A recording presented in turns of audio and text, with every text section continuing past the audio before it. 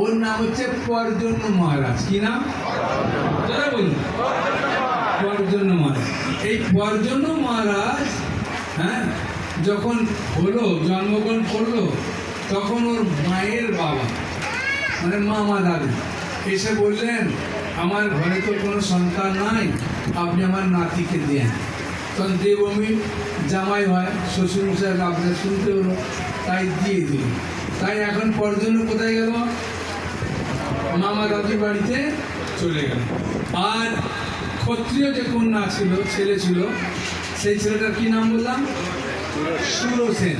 সুরসেন বাড়িতে আছে, তাই দেবমীর সুরসেনকে রাজা করে দিল।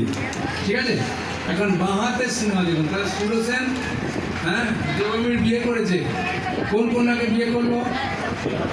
ক্ষত্রিয় কন্যাকে বিয়ে করলো। প্রত্যেক কন্যা একটা ছেলে হলো, কি নাম হলো তার? সুরসেন। তা সুরসেনকে রাজা করলো। দেখলো আমার একটা তো ছেলে চলে গেল। কোথায় গেল ছেলে একটা?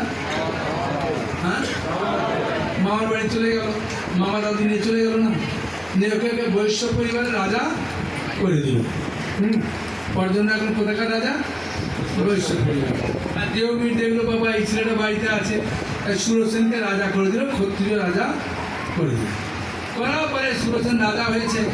রাজা হওয়ার পরে একটু বড় হয়েছে, কারণ বাবা বিয়ে দিল। বিয়ে দিতে 10টা ছেলে আর 5টা মেয়ে হলো। কটা ছেলে হলো সুরসেনের?